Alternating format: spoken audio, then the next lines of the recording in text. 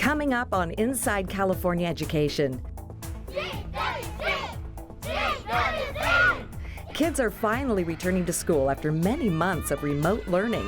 Discover how students in Napa are making up for lost learning at a summer program that's both fun and academic. Students are learning, students are engaged in academic and enrichment activities. Meet a teacher in the Deaf and Hard of Hearing program in Solano County, whose personal journey inspires her to advocate for better education for her students.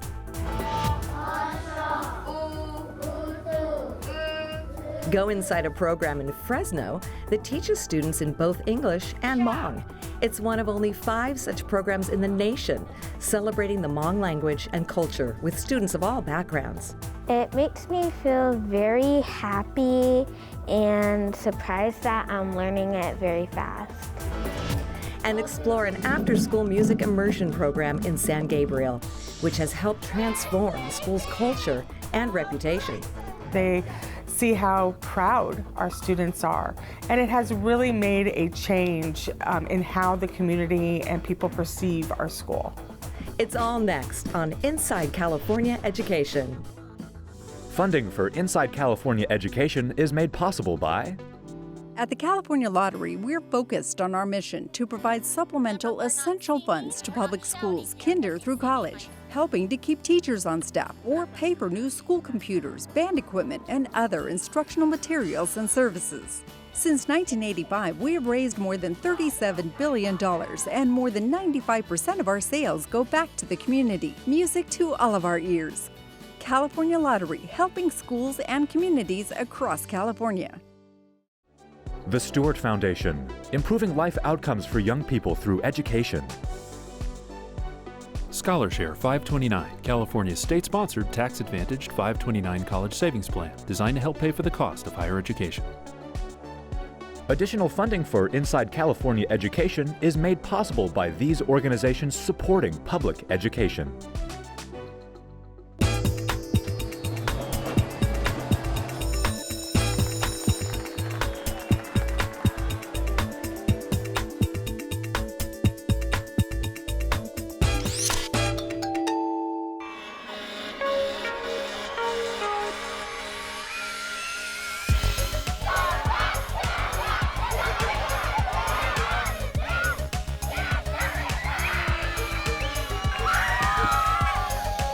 This is what kids need, especially in this summer.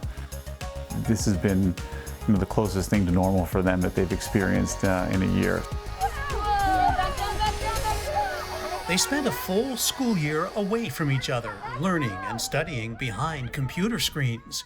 Now these students in the Napa Valley Unified School District are thrilled to be together once again. This summer school program is helping these 2,000 students transition back to in-person education. The program combines academic learning in the morning with summer camp activities in the afternoon. Our goal is twofold. We want to see our students gaining some of the academic skills that they may have missed out on given the pandemic, and we want our students and families to feel much more comfortable about re-entering school in person. We've had families who've had a little bit of fear and anxiety around that in the past and have opted to keep their children home. So we wanted to provide a way that students and families could really come back and feel comfortable with being in person in the fall. Strong. Next row, go. Rip. Educators across California recognize the negative impacts for students who fell behind during a year of online schooling, also known as learning loss. This summer school program was designed to reverse some of that learning loss by reviewing math and literacy skills. We're spending 2 weeks on just a review of second grade skills, so skills they should have learned this past year but maybe haven't solidified quite yet. So it's really important to have this time to give those kids a little more opportunity for review, or even I'm finding some kids didn't actually learn the skills. Right. So let's take a look up here at our 3 digraphs that we learned today. I'm able to give immediate feedback in person. When you're on Zoom, it's really hard because kids may be holding their work up and it's hard to see. I'm watching them do their writing. I can see quickly where they've made mistakes and I can intervene and redirect and give them feedback. So I think to have that opportunity for a little more feedback before the school year starts is going to be really valuable for them. Of course, the day isn't all work. the students get time for socializing and exercise on the playground. And after lunch, Camp Edmo begins.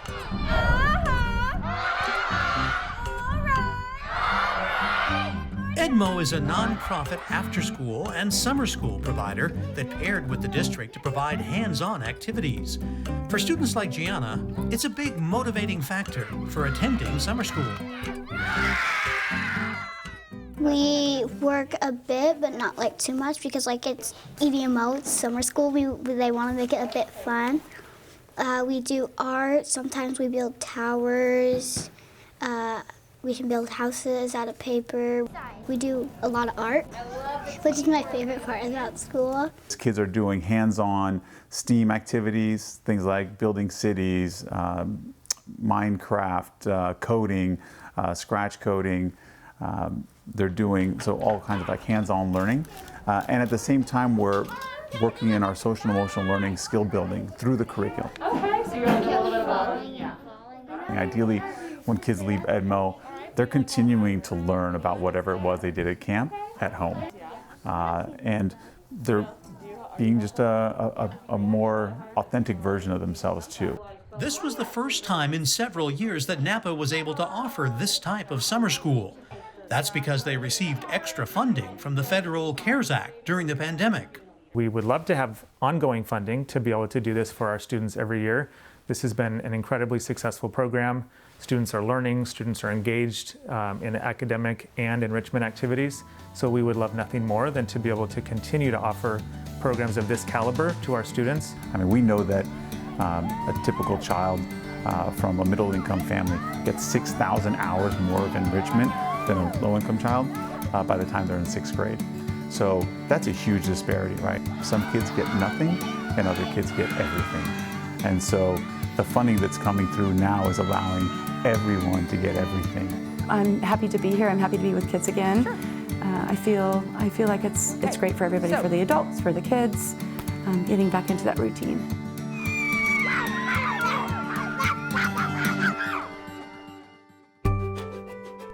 Studies show students lost approximately 2.5 months of learning in English language and math during the 2020-21 school year due to remote learning.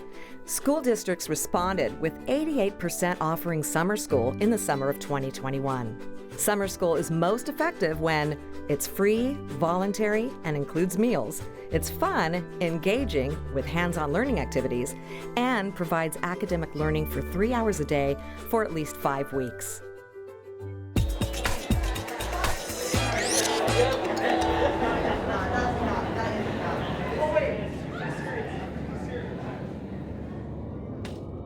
Hello, I'm Catherine Reyes. I'm a deaf and hard of hearing teacher, and I work at the high school. It's called Reyes High School. We have this deaf and hard of hearing classroom where we provide access to language successfully, and it transitions them better for the general mainstream courses.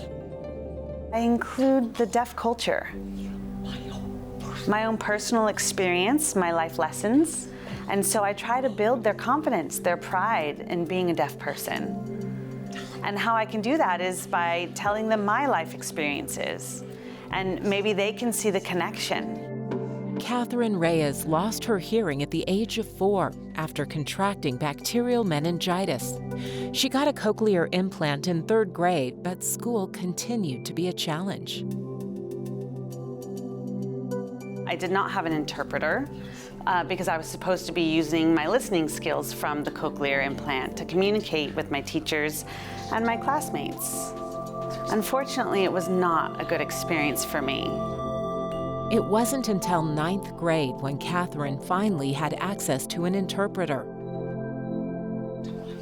And that interpreter came into my math class, and when she came in, it completely changed my world. Whatever classwork that we were doing, that interpreter would tutor me on those signs and the language needed to understand that class. And it really helped me remember that if you have access, it worked. Then I was actually learning something. Catherine went on to graduate from UC Berkeley. She's now a leader in the Deaf and Hard of Hearing program at the Solano County Office of Education. In 2020, she earned their Teacher of the Year award. My goal for this classroom is to get you to college, is to develop that academic language so that you can access the knowledge. You just have to show up to class and do your best. We provide the interpreters, we provide the access. Because if you have access to language, then that means you're gonna acquire the education. You'll be successful, just like the hearing students out there. She says having access to language means learning American Sign Language at an early age. We see students who are 9, 10, even up to 16 years old who cannot read. They can't do simple addition or subtraction because they didn't get access at an early age. Many of my students become college students because they have language. Language is what's important. Catherine says she still faces barriers every single day, but she's motivated to improve education for students who are deaf or hard of hearing. I think a beautiful goal for the future of deaf education, specifically with our program, but really any program across the United States, is to have a program that focuses on specifically deaf needs. My hope is that we can develop our program to focus and hire teachers who are trained to work with the deaf students from birth all the way up to young adults, so that we can identify what works specifically for deaf children and their needs.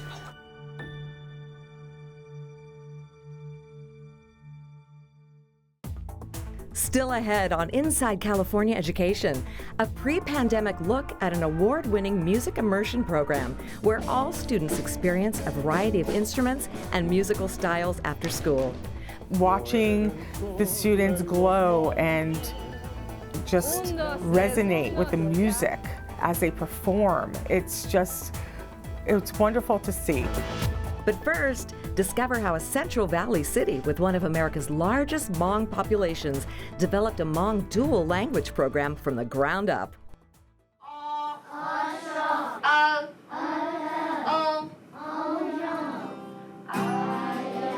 I love music. Music is a hobby of mine.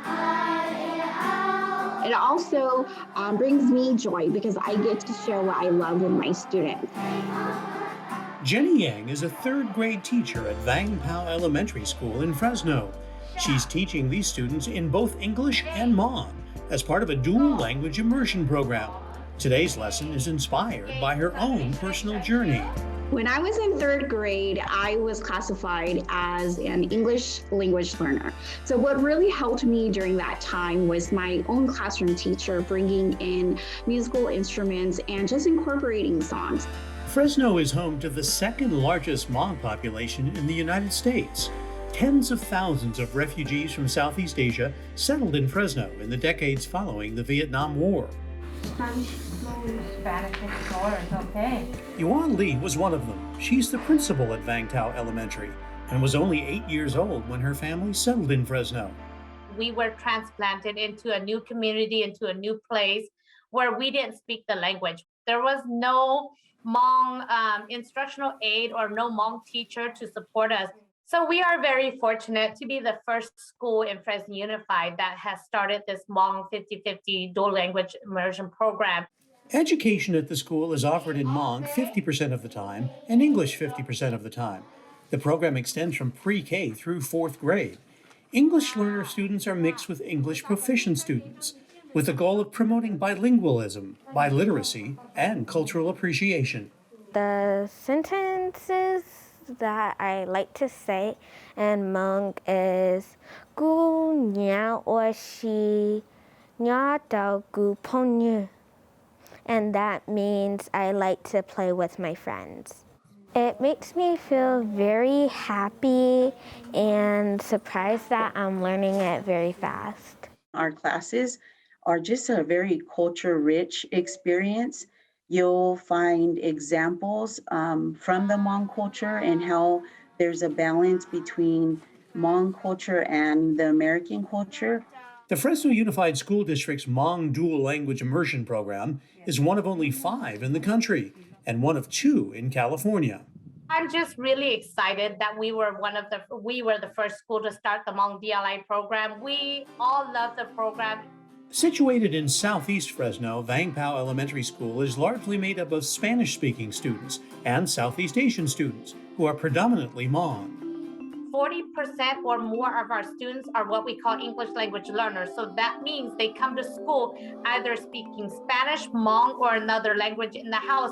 Through the instruction, they're learning about the culture, the region where the language comes from, and they're learning core content through the Hmong language. So being a Hmong girl from a Hmong family, I really understand the struggles, whether they are Hmong descendants or Hispanic descendants. A lot of them, they are starting at the same playing field because a lot of them, or majority of them, are not coming to the classroom with the Hmong language skills. The Hmong language can be especially challenging for non-native speakers because tones can change the meaning of words. Well,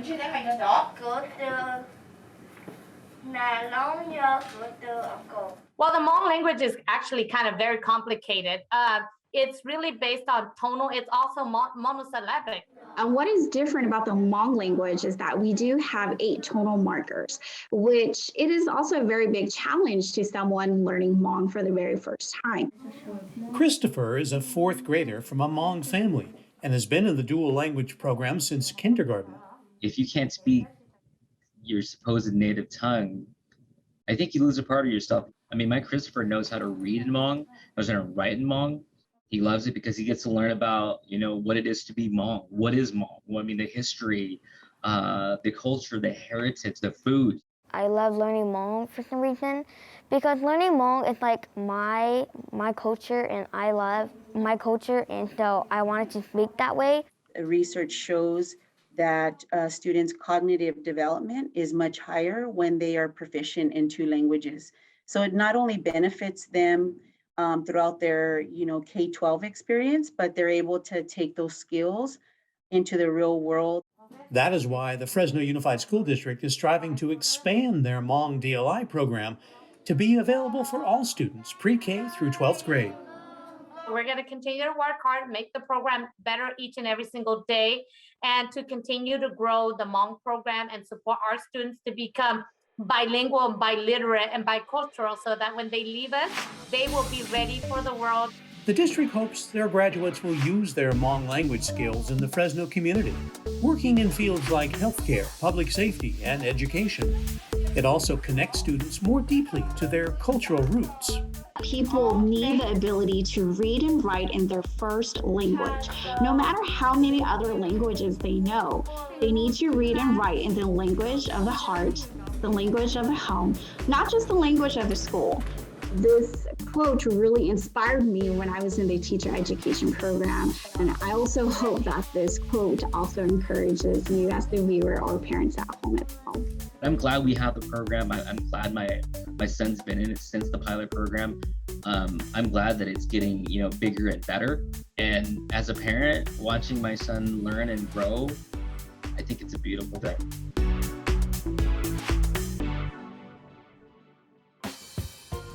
The Global California 2030 initiative was launched in recent years by the California Department of Education. Its goal is to quadruple the number of dual language immersion programs to 1,600 programs by 2030. Half of all kindergarten through 12th grade students in California would participate in programs that would lead to proficiency in 2 or more languages.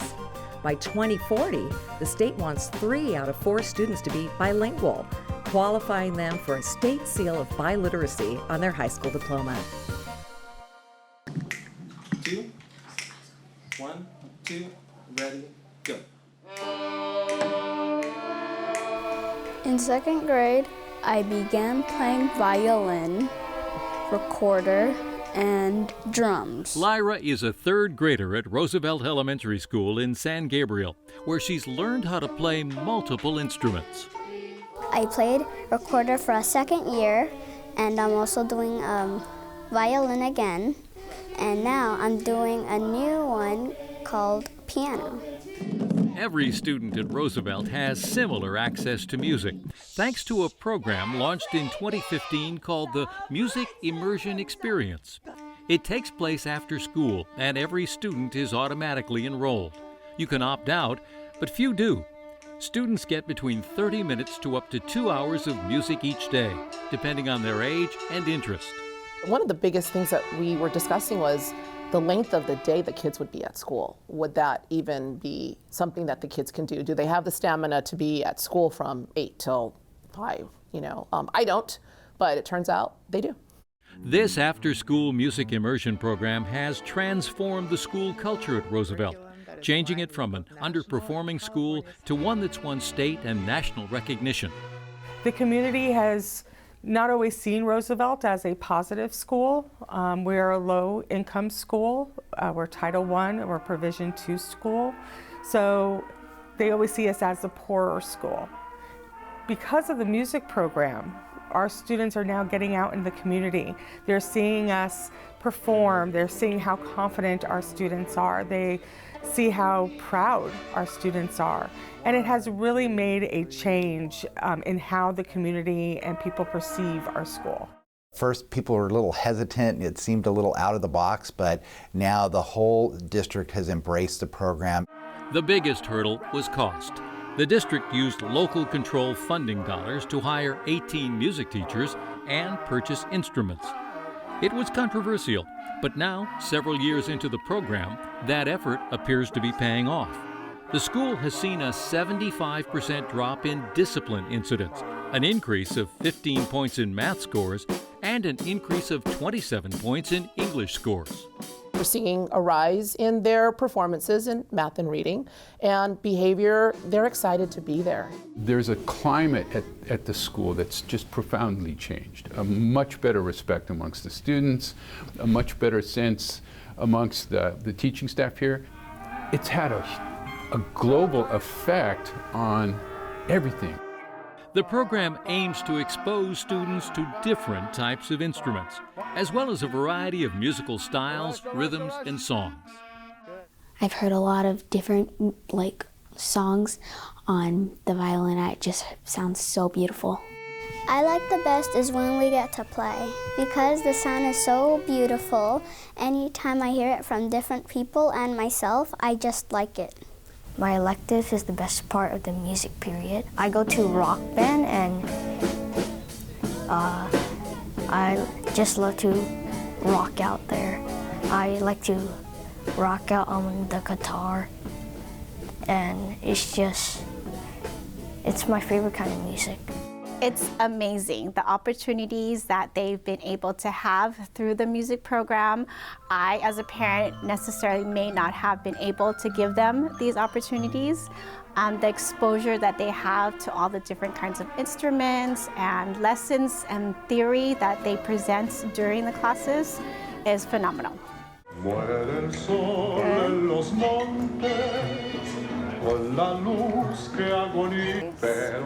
Paulina Nunez Miranda teaches folklorico. The traditional Mexican dance incorporates music, Spanish language, and history. I always tell the students, I treat you all like a professional dance group, not a children's dance group. Because folklorico is a Mexican tradition, we have a lot of cultures that come in and they ask, can I be part of it? And yes, they can, because it's an open thing.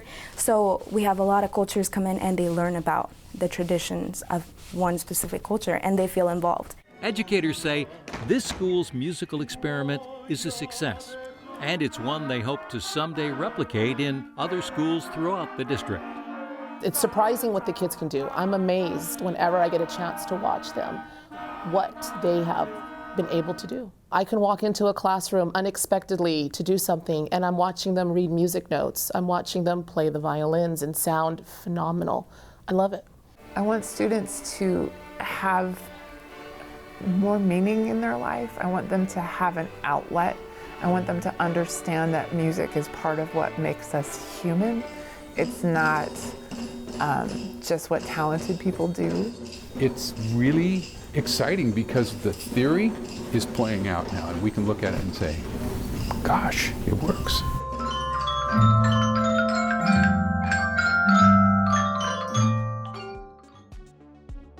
That's it for this edition of Inside California Education.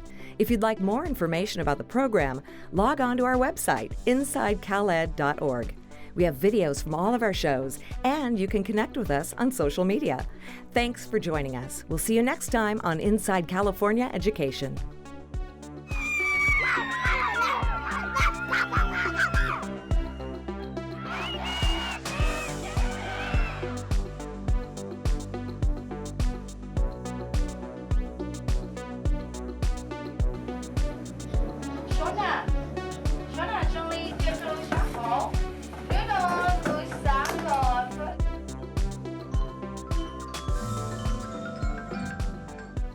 Funding for Inside California Education is made possible by... At the California Lottery, we're focused on our mission to provide supplemental essential funds to public schools, kinder through college, helping to keep teachers on staff or pay for new school computers, band equipment, and other instructional materials and services. Since 1985, we have raised more than $37 billion, and more than 95% of our sales go back to the community. Music to all of our ears. California Lottery, helping schools and communities across California. The Stewart Foundation, improving life outcomes for young people through education.